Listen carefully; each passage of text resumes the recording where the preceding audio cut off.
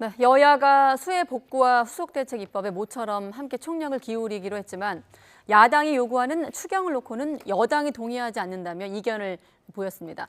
오후에 열린 본회의에선 영아 살해 처벌을 대폭 강화하는 법안이 통과되기도 했습니다. 국회 연결하겠습니다. 이준엽 기자. 네, 국회입니다. 네, 먼저 수해 대책 관련된 정치권 움직임부터 전해주시죠. 네, 국회는 여야 할 것 없이 수해 복구와 피해 지원 등에 힘을 모으고 있습니다. 오늘 본회의에서 수해로 인한 인명 재산 피해 복구를 위해 국회의원 전원의 7월분 수당에서 3%씩 의원금으로 객출하기로 의결했습니다. 앞서 거대 양당 원내대표는 각자 아침 회의에서 국회에 발의된 침수 관련 법안들을 미루지 말고 즉각 처리하자고 한 목소리를 냈습니다. 국회에서 발의된 침수 관련 법안들도 더 이상 미루지 말고 여야가 조속히 검토에 들어가야 합니다. 정부 여당은 지하시설 안전 문제를 총괄적으로 살펴보고 실효적인 개선책을 마련하도록 하겠습니다. 국회에는 이미 여야 의원들이 발의한 도시 침수와 하천 범람 방지 대책 법안이 많이 있습니다. 우선 이 법안들을 신속하게 심의해서 8월 국회에서 처리할 수 있기를. 여야 지도부는 수해 관련 현장 방문도 이어가고 있는데요. 국민의힘 김기현 대표는 오늘 오전 박대출 정책위의장과 함께 중앙재난안전대책본부 서울상황센터를 방문했습니다. 이 자리에서 재해 종합 상황을 보고받고 국민안전을 지키는 최일선의 책임자라는 사명감으로 추가 피해 방지를 위해 노력해달라고 당부했습니다.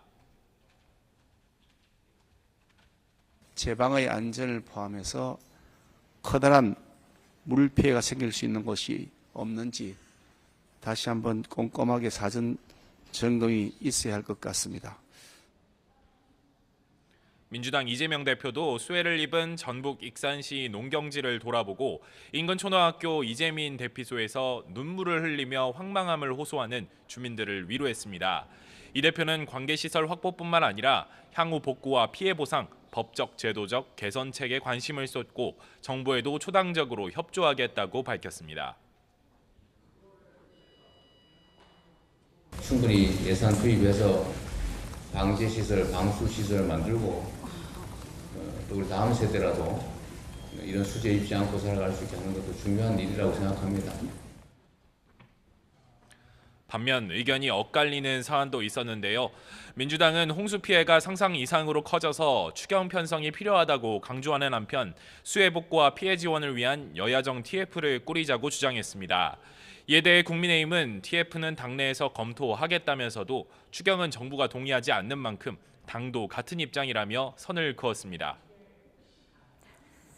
네, 그리고 오후에는 국회 본회의가 열렸다고 했는데 함께 전해주시죠. 네, 오늘 본회의에서는 1953년 형법이 생겨날 때부터 있었던 영아 살해죄와 영아 유기죄를 폐지하는 형법 일부 개정안이 통과됐습니다. 수원 영아 살해 사건을 계기로 이뤄진 70년 만의 법 개정인데요. 소관상임위인 법사위에서는 표결에 앞서 그동안 일반 살해나 유기보다 영아 살해나 유기가 형량이 가벼웠던 부분을 고칠 수 있게 됐다고 설명했습니다. 일반 살인죄, 유기죄를 적용하게 되어 영아의 생명권을 두텁게 보호하는 효과를 가져오게 될 것으로 기대됩니다. 오늘 본회의에서는 권영준, 서경환 대법관 후보자의 임명동의안도 가결됐습니다.